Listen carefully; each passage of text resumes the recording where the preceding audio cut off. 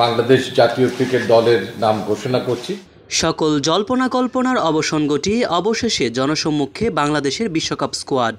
ইনজুরির শঙ্কা থাকলেও যুক্তরাষ্ট্র ওয়েস্ট ইন্ডিজের বিমানে উঠছেন তাসকিন আহমেদ। অফ ফর্ম সঙ্গী করেই বিশ্বকাপের 15 সদস্যের দলে জায়গা পেয়েছেন লিটন দাসও, জায়গা পেয়েছেন তানজিম হাসান সাকিব।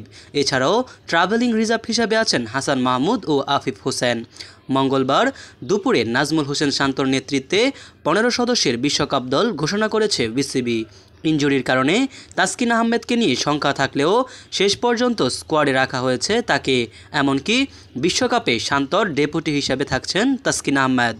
15 সদস্যের দলের সঙ্গে ট্রাভেলিং রিজার্ভ হিসাবে যুক্তরাষ্ট্র ও ওয়েস্ট ইন্ডিজের বিমানে উঠবেন পেসার হাসান মাহমুদ ও বাঁহাতি ব্যাটার আফিফ হোসেন ধ্রুব।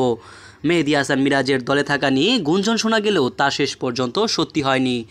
বিশ্বকাপের আগে অন্যতম স্বাগতিক যুক্তরাষ্ট্রের বিপক্ষে 3 ম্যাচের প্রস্তুতি সিরিজ খেলবে বাংলাদেশ। সেজন্য আগামী 15 মে রাতেই দেশ ছাড়বেন টাইগাররা। সেই সিরিজের পর ভারতের বিপক্ষে বিশ্বকাপের অফিসিয়াল প্রস্তুতি ম্যাচ খেলবে বাংলাদেশ। প্রস্তুতি ম্যাচের সংখ্যা বাড়তে পারে আরও। ইনজুরি সত্ত্বেও তাসকিনকে দলে রেখেছে নির্বাচকরা।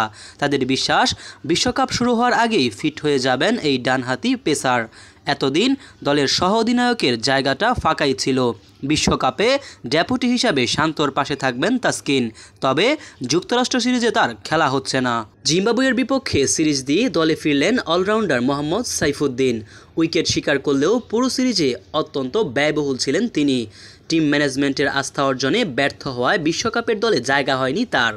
গত বিশ্বকাপের আগে ত্রিদেশীয় সিরিজে খারাপ করায় বাদ পড়েছিলেন সাইফুদ্দিন। এবারও একই ঘটনা ঘটল, তাকে পেছনে ফেলে জায়গা করে নিয়েছেন তানজিম সাকিব। সাইফুদ্দিনের বাদ পড়া ও তানজিম সাকিবের জায়গা পাওয়ার বিষয়ে প্রধান নির্বাচক গাজী আশরাফ হোসেন লিপু বলেন, তানজিম সাকিব শ্রীলঙ্কা সিরিজেও আমরা পর্যবেক্ষণ করেছি। সাইফুদ্দিনের ব্যাটিং প্লাস ডেথ ওভারে বোলিং আরও ইমপ্রুভ করতে হবে। তবে আগামী 24শে জুন পর্যন্ত বিশ্বকাপের দলে পরিবর্তন আনতে পারবে বাংলাদেশ। সেজন্য আইসিসির কোনো অনুমোদনও লাগবে না। তবে এরপর দলে কোনো ইনজুরিজনিত সমস্যা বা অপরিহার্য পরিবর্তন দরকার পড়লে আইসিসির অনুমতি সাপেক্ষে পরিবর্তন করা যাবে।